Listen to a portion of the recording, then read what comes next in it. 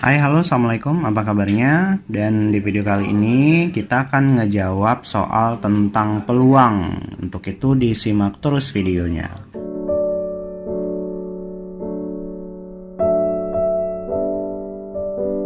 Nah, di sini saya sudah menuliskan satu buah contoh soal. Sebuah dadu dilambungkan sekali. Peluang muncul mata dadu lebih dari 3 adalah.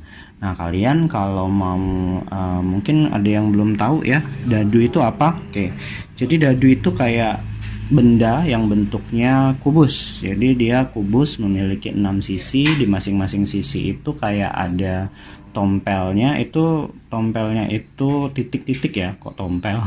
Titik-titik yang nilainya itu urutan dari 1 sampai 6. Jadi kita jawab nih. Jadi dadu ini biasanya sering dipakai kalau kalian sering main ular tangga gitu ya, itu pakai dadu. Kalau digambar, perlu digambar nggak sih? Jadi kayak gini nih dadu. Dadu. Nih biasanya ada titik-titiknya, ada 6, ada 5, ada yang 4, belakangnya itu 3, 2, 1 gitu ya. Jadi totalnya 6. Oke, jadi untuk itu kita bikin dulu S atau semesta dari kemungkinan-kemungkinan yang dapat muncul dari dadu. Jadi misalkan S ini adalah angka-angka yang ada pada dadu. Tadi saya udah bilang nih, S itu dadu itu ada 6 ya. Ada 1, 2, 3, 4, 5, 6.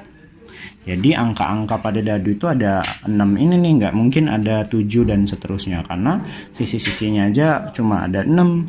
Maka NS ini adalah banyaknya anggota dari S nih, ada 6. Nah, lalu kita lanjut ke permintaan soal selanjutnya. Peluang muncul mata dadu lebih dari 3. Misalkan ini kita anggap A ya. Yang lebih dari 3 yang ada di sini siapa? Berarti 4, 5, dan 6. Maka banyaknya anggota dari A ada berapa? 1, 2, 3. 3. Nah, maka peluang dari A itu peluang yang muncul mata dadu lebih dari 3 ya. Itu rumusnya dulu nih, rumusnya NA per NS.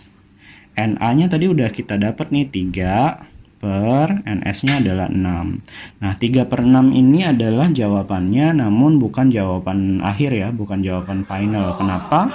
Karena 3 per 6 ini bisa kita sederhanakan. Kalau kita sederhanakan, ini kita sama-sama bagi dengan 3 ya.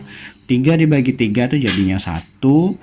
6 dibagi dengan 3 itu adalah 2. Atau kadang-kadang nih, ada kadang-kadang di mana peluang ini juga dibuat dalam bentuk pecahan desimal.